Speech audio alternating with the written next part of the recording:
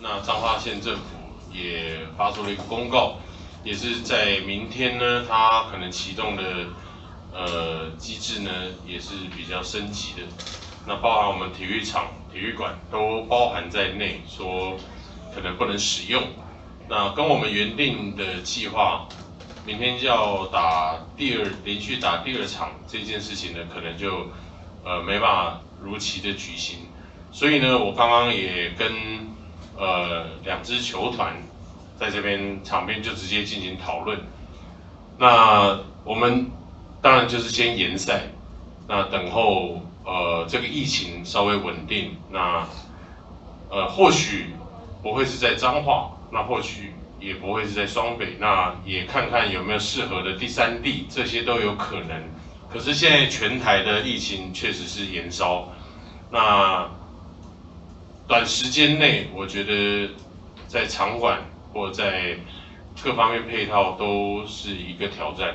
那也希望大家都能谅解，我们不得不做这个最紧急的状况。那原本是要设定2连战，那再次强调是刚刚我们在比赛的中间就已经知道这个消息，所以呢，我们就明天的比赛就先延赛这样子。最后12秒，关键的一波球权将会决定比赛的是否会打进延长赛，或者是由富邦勇士带走胜利。哇，结果球发不进来啊！最后杨敬敏选择了喊一个30秒的短暂停。这也是联盟当中特殊规则啊。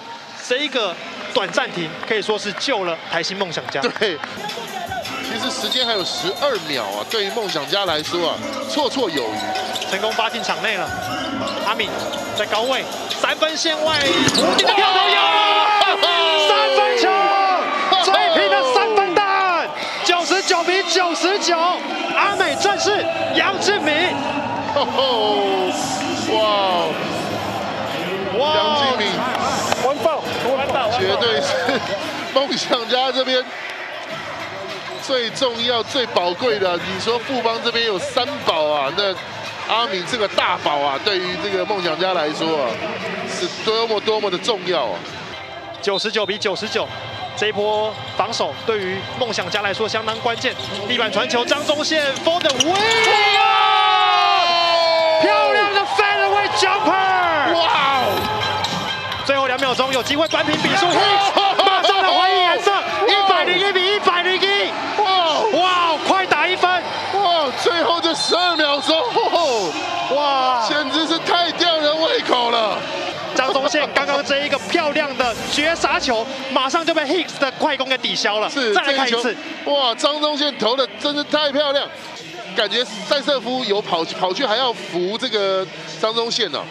那整个梦想家的这个反应速度也是非常的快哦。我都已经喊 for the win 了，结果马上被凹回来啊！是，看这球进了之后，塞瑟夫还要去拉，结果哇，整个梦想家来的速度太快了。那最后的比赛呢，还有0.56秒。其实出手的选择并不多，只能用篮下 tip in 的方式才有机会把球给点进去啊。这其实对于富邦勇士这一支经验丰富的球队来说，是一个蛮致命的错误。对这一次的这个防守的一个缺失哦，真的是完全想不到会是出现在富邦勇士身上。不过刚刚讲了，今天梦想家感觉真的是打不死啊。没错。好，那现在呢？他都捏不死。还有正规时间最后0.56秒，发边线球的是蔡文成。林志杰这一次出手，裁判说不算，所以说在总冠军赛的第3战，我们要订便当，加班打延长了。